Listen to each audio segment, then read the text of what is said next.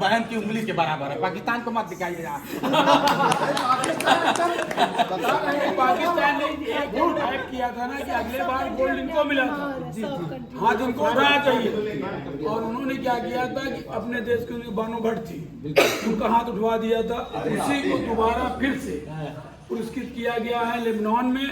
उनको फिर दोबारा बेस्ट फाइटर अवार्ड 2024 जो पाकिस्तान ले गया था, फिर इनको रिटर्न बेस्ट फाइट का अवार्ड इसको दिया गया, बेस्ट फाइट का अवार्ड दिया गया। बिल्कुल, बस 2 मिनट हम आपका समय लेना चाहेंगे। बेटा थोड़ा सा आवाज़ चेक कर लो, और आप सभी लोग रहेंगे तो। नमस्कार दोस्तों, स्वागत है। अभी हम प्रयागराज की धरती पर हैं और आप हमारे साथ देख पा रहे हैं जो कि प्रयागराज की बिटिया खुशबू निषाद जी हैं। वो लाए हैं गोल्ड मेडल भाई, स्वर्ण पदक, और जिसको देखने के लिए उनके घर में काफ़ी दूर दराज से लोग आए हैं। पटना से चल कोई आया, कोई बिहार चल के आया, बहुत सारे न्यूज़ रिपोर्टर मीडिया वाले हमारे भाई आए हैं और यहाँ पे दिखाने का प्रयास करेंगे कि देव का देव महादेव की भूमि बताई जाती है। तो बहुत बहुत धन्यवाद, क्योंकि आप लोगों के माध्यम से मुझे ये पता चला है कि मैं सुंदर भी हूँ। ये बात उससे पहले मुझे नहीं पता थी, लेकिन मैं साध्वी नहीं थी।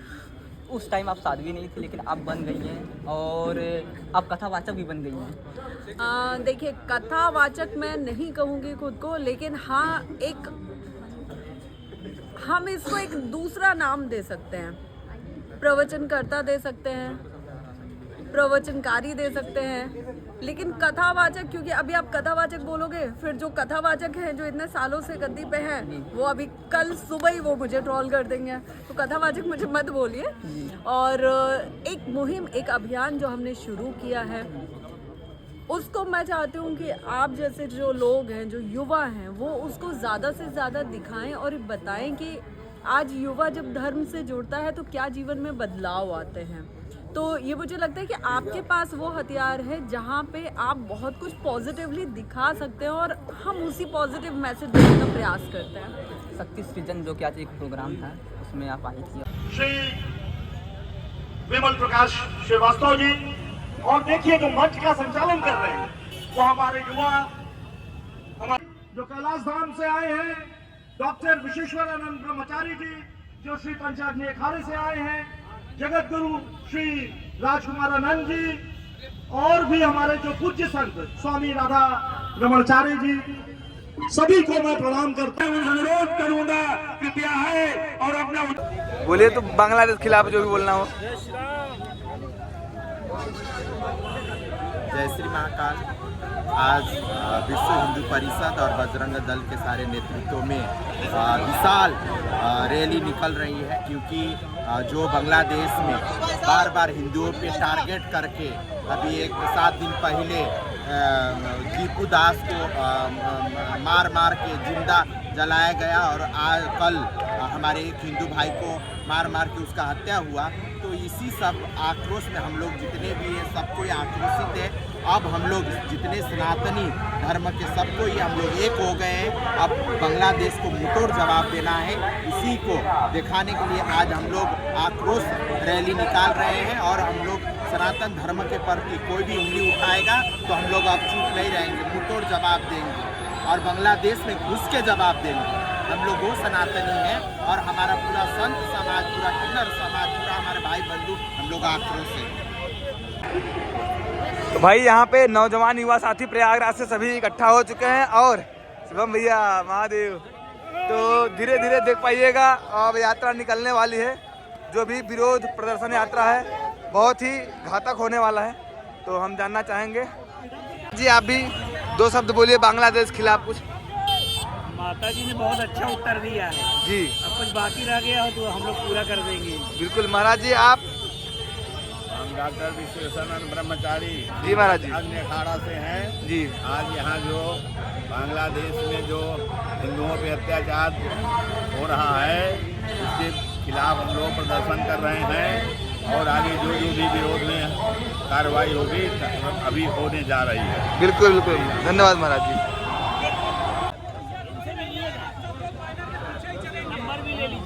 जय श्री राम दोस्तों, अभी हम प्रयागराज के सिविल लाइंस हनुमान मंदिर गेट के सामने हैं, और यहाँ पे हिंदू द्वारा निकाला जा रहा है आक्रोश यात्रा, जिसमें बांग्लादेश के खिलाफ झंडा फूका जाएगा, और बांग्लादेश का भाई पूरा पुतला यहाँ पे इस पे लगा है, सब चीज इकट्ठा होकर यहाँ पे नारेबाजी के साथ फूका जाएगा। अभी दिखा पा रहे हैं हम, काफी संख्या में लोग यहाँ पे इकट्ठा हो चुके हैं। चाचा सुरती मल रहे हैं। चाचा क्या मामला है पूरा यहाँ पर, अभी क्या होने वाला है? हाँ तो मतलब कि यहाँ के अपने प्रयागराज की धरती पे इसी तरह होगा, इसी तरह लोग बोलेंगे। जय श्री राम दोस्तों, अपने प्रयागराज सिविल लाइन हनुमान बड़े हनुमान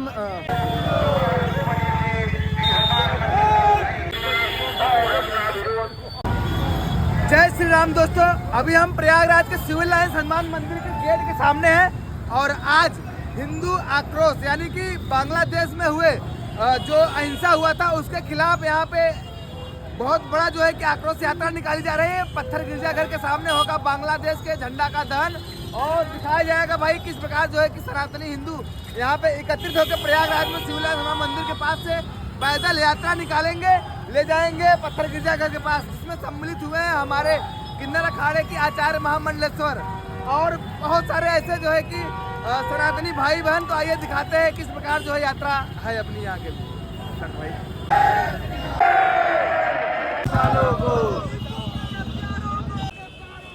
गोली मारो सालों को, गोली मारो सालों को। जय जय श्री राम। गोली मारो सालों को।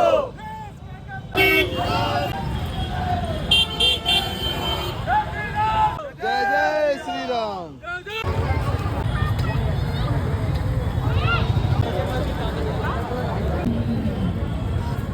बेटियों को लोग कहते हैं कि दूर मत जाओ और जहां लोग दरिंदों की तरह इस तरह से कार्य करते हैं उनके मुंह पे तमाचा है। हमारे बीच में है खुशबू निषाद जी, पहले तो आपका स्वागत है। Thank you so much, thank you so much. बहुत बहुत पहले तो बधाई हो कि आप भारत के लिए देखिए गोल्ड मेडल लेकर आई हैं। एक बार फिर से मैं बधाई देना चाहूंगा और हाथ तो नहीं लेकिन सैल्यूट करने का मन कर रहा है। सैल्यूट करता हूँ। कोई तो है जो भारत को दिखाता है, बताता है कि नहीं रुकना नहीं है, झुकना नहीं है और हमें कुछ करके दिखाना है। तो कब से शुरुआत किया खुशबू जी, आप कब शुरुआत की? मैं अलग अलग के मार्शल आर्ट बचपन से करती थी। जब मैं 12 साल की थी जूडो करती थी, फिर मैंने ताइक्वांडो भी सीखा, फिर MMA करना स्टार्ट मैंने 2020 में स्टार्ट किया। तो 2020 से लेकर के अभी लगातार 5-6 साल के करीब हो रहे हैं मुझे MMA करते हुए। बाकी अलग अलग तरीके के मार्शल आर्ट पहले से ही करती थी। सोचिए बचपन से ही एक सर ऊंचा होता है। उस प्रयागराज में पहुंच चुका हूं और प्रयागराज में पूरे भारत को एक बार फिर से गौरव से ऊंचा कर दिया है। मेडल से नहीं, गौरव से, वो भी एक भारत की बेटिया। मैं ये नहीं कहूंगा कि नंदलाल नंदा की बिटिया, ये पूरे भारत की बेटिया है। और इतने लोग देखिए, इतने लोग मिलने के लिए दूर दूर से लोग आए हैं सिर्फ भारत की बिटिया से जानने के लिए कि वाकई उस भारत की बिटिया में ऐसा क्या था जो भारत का नाम आज रोशन करके अपने घर पहुंची हैं। और हम भी जानने का प्रयास करते हैं कि कौन है। पिताजी कहते चाहे माताजी रोकती थी, नहीं बेटी इस तरह से बहुत बड़ा गेम है। जिस तरह से अगर देखा जाए तो यहाँ जान भी जाने की, मैंने देखा वीडियो आपका कि जान भी जा सकती है। इसमें पहले से लिखवा लिया जाता है कि जान चली जाएगी इसका मैं शायद गुनहगार नहीं हूँगा, खुद आप रहेंगी, ऐसा भी होता है। रिंग के अंदर एक रेफरी रहते हैं जो कि बहुत पहले से सारी चीज़ें जानते होते कहाँ पे कब स्टॉप लगाना है। तो हम जब वैसे कोई टफ सिचुएशन में आते हैं या उन्हें कुछ लगता है कि कुछ वैसी चीज़ें हो जाए, उसके पहले फाइट स्टॉप कर दी जाती है।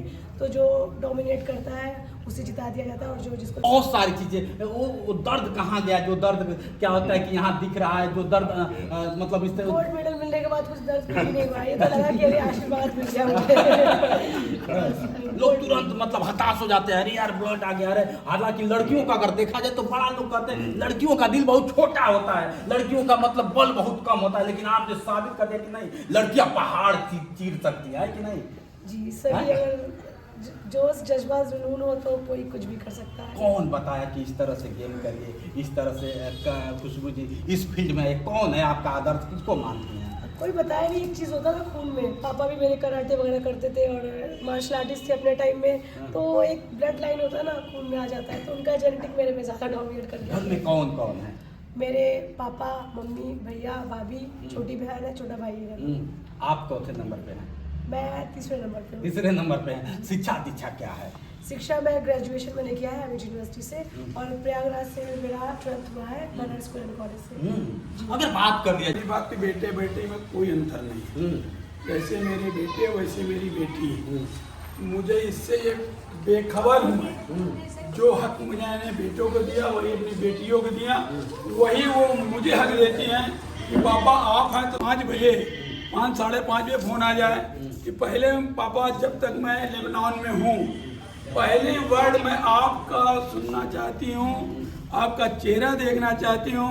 आप मैं ले आई, उसके बाद मैं चाहती हूँ कि मैं और अच्छा फाइट खेलूँ, और फिर जब भी रिटायरमेंट लूँ तो अच्छे अच्छे फाइटर्स यूपी से इंडिया से निकाल के दूसरे देश भेजूँ, ताकि हमारा झंडा ऐसा ही लहराता रहे। माता जी हैं, माता जी मैं ज़्यादा समय नहीं लूँगा। आज बेटिया इस तरह से आपने बेटी को इस पौधान पे ला के खड़ा कर दिया, कैसा आप महसूस कर रही हैं? बहुत खुशी मिली हमको, गर्व हो रहा है कि बेटियों सब ऐसे आगे निकलते रहे।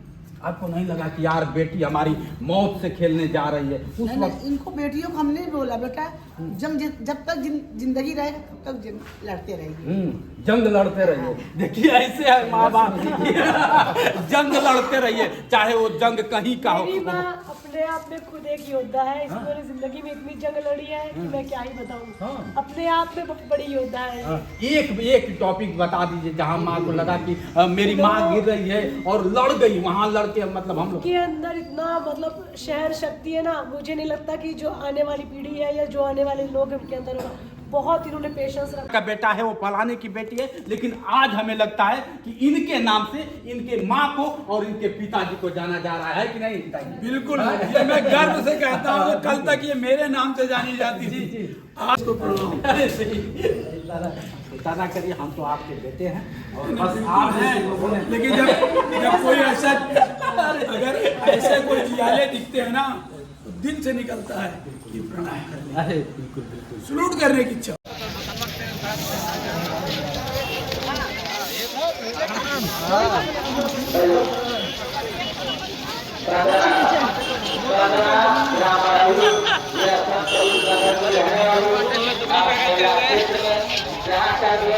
आप अपने बारी पर पहुंच चले जाए।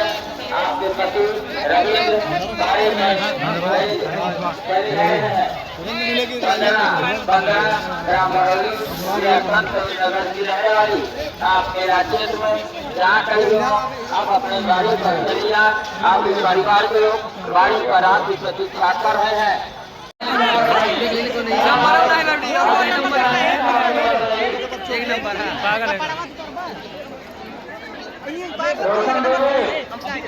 रोशन दोनों आप गोपालपुर यहाँ से आ रहे हैं।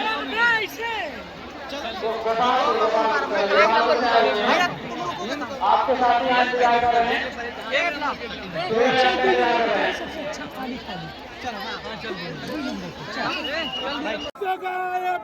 नहीं सहेंगे, नहीं सहेंगे, नहीं सहेंगे, नहीं सहेंगे। जन्म जन्म का नाता है, गाय हमारी माता है। जन्म जन्म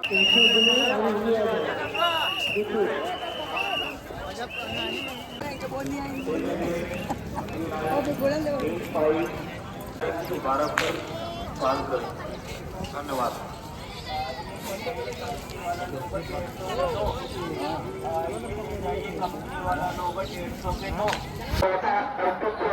जय श्री राम दोस्तों, आज महामाघ मेला का पहला स्नान यानी 3 जनवरी है, पौष पूर्णिमा का शुभ दिन है। तो हम लोग आ चुके हैं संगम के नोज पर। जी हाँ दोस्तों, संगम का नोज जहाँ पर जो है कि माँ गंगा यमुना सरस्वती का मिलन होता है। तो भाई हमारे तमाम साथी भी आ गए हैं जो कि रात से जो है कि वीडियो बना रहे हैं नोज पर। यहाँ पर कैसा भीड़ है भाई? अभी रात से लेकर अभी तक रात में बढ़ता जा रहा है। ये महाकुंभ से भी ज्यादा भीड़ है यहाँ पे।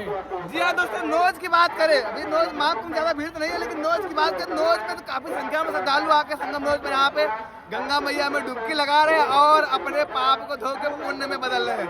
तो आप जहाँ से वीडियो देख रहे हो गाइस, तो आप भी पहुंचे संगम नोज पर, डुबकी लगाइए और अपने पाप को कन्वर्ट करके पुण्य में बनाइए। धन्यवाद।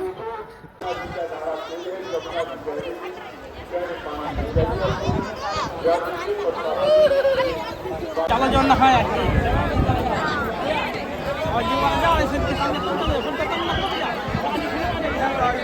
संगम नोच पर देख पाइएगा भाई, लाखों की संख्या में यहाँ पे श्रद्धालु उमड़े हुए हैं। स्नान करके निकल रहे हैं, लोग घरों को जा रहे हैं। तमाम लोग स्नान करने के लिए जा रहे हैं, अपने परिवार के साथ आए हैं। तो भाई आज पौष पूर्णिमा के दिन जो संगम का नज़ारा है, हम आप सभी को डायरेक्ट दिखा रहे हैं भाई संगम से, और बहुत ही प्यारा नज़ारा है भाई। जो लोग जो है कि स्नान करने का सोच रहे हैं तो आ सकते हैं भाई, बिल्कुल जल्दी आइए, क्योंकि भाई यहाँ पर भीड़ धीरे धीरे बढ़ती जा रही है संगम नोच की तरफ, लगातार एकदम। भाई ये जो सरपत कासा कूसा बिछाया गया है, इसके ऊपर लोग अपना कपड़ा पन्नी उन्नी बिछा के बदल रहे हैं, और बाहर भी चेंजिंग रूम बना है महिलाओं के लिए। तो दिखाने का प्रयास करेंगे। यहाँ पे एक खंभा नंबर 1 से स्टार्ट है भाई, बाकी ऐसे बहुत सारे काउंट के खंभे संगम नोच पर आप सभी को दिखाई देंगे। कहीं गुम हो जाएंगे तो आप यहाँ पे खंभों का क्रम संख्या बता के मिल सकते हैं। ढूंढना बहुत ही आसान होगा, इसलिए सभी खंभों में जो है कि नंबरिंग की गई है कि दूर से दिखता रहे लोगों को।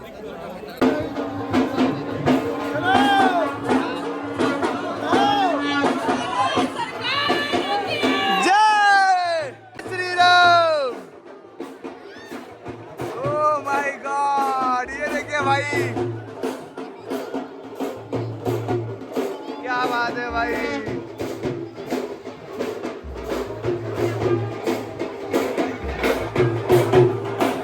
बहुत ही प्यारे ढोल और डमरू की आवाज निकलती है भाई।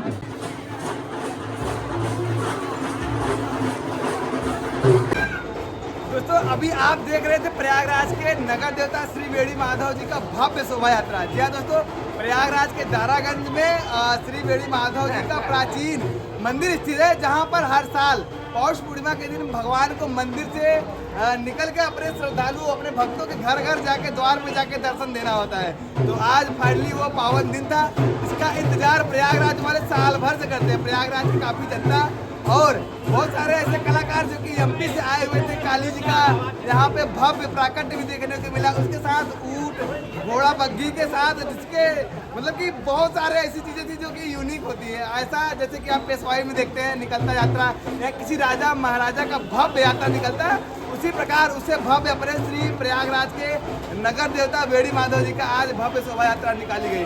आई होप आप सभी को यह प्यारा सा वीडियो अच्छा लगा होगा। प्लीज़ अपने दोस्तों में शेयर कीजिएगा और कमेंट में श्री बेड़ी माधव जी को जो है कि जरूर टैग कीजिएगा, ताकि भगवान तक ये वीडियो पहुंच पाए और आप सभी पर यह आशीर्वाद बना रहे। जय श्री बेड़ी माधव भगवान की।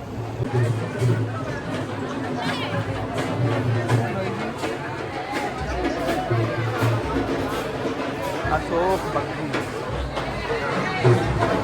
उसके बाद फिर अब उसको बेल मिल जाती है, तो लड़कियों के साथ कहाँ न्याय हो रहा अपने भारत में। देखिए, मुझे जो उन्नाव वाला केस आपने बताया, इसकी हालांकि मुझे अभी जानकारी नहीं है, मैं इसके बारे में पढ़ूंगी। लेकिन आज के टाइम में क्या है, मैं ये चाहती हूँ, नो डाउट हमें अपने कानून व्यवस्था पे पूरा भरोसा होना चाहिए, सारी चीज़ें। लेकिन मुझे लगता है कि अगर हमारे युवा जागरूक रहेंगे और वो खुद के साथ ये सोच लेंगे कि हम किसी के बहकावे में भटकाव में ना आए, तो उनके साथ कोई कुछ गलत कर नहीं सकता है। आज बेटियां, हो सकता है बहुत सी युवाओं को, बेटियों को मेरी ये बात बुरी लगे, लेकिन आज किसी भी लालच में आप कहीं पार्टी में जाते हो, क्लब में जाते हो, हाउस पार्टी में जाते हो, किसी से मिलने जाते हो, नाइट पार्टी करते हो, ये सारी प्रॉब्लम की जड़ वहाँ से शुरू होती है। अगर वो कल्चर, जो नाइट कल्चर आजकल शुरू हुआ है ना पाश्चात्य संस्कृति का, अगर वो नाइट कल्चर बंद हो जाए तो आधे वो क्राइम होना बंद हो जाए, चाहे वो लड़कियों से हो चाहे वो लड़कों से। मैम अब आपके बारे में बात करते हैं। जैसा कि 2025 में जब महाकुंभ लगा था, काफ़ी वायरल भी हुई, और आप पे बहुत ज़्यादा एलिगेशन भी लोग लगाने लगे थे, चाहे वह साधु संत भी हों उस समुदाय के, या फिर आपके संबंध के भी कुछ लोग हों। उसको किस तरह से देखिए, एक लड़की होके आज यहाँ पर बैठी हैं, लोग बोल रहे थे कि अगर वो वायरल हो गई, बिग बॉस जाने के लिए वायरल हो रही है, मूवी बनाने के लिए वायरल हो रही है, तो ऐसे लोगों के बारे में क्या बोलेंगे? मैं बिग बॉस में आ गई मैं मूवी में आ गई, काश आ जाती।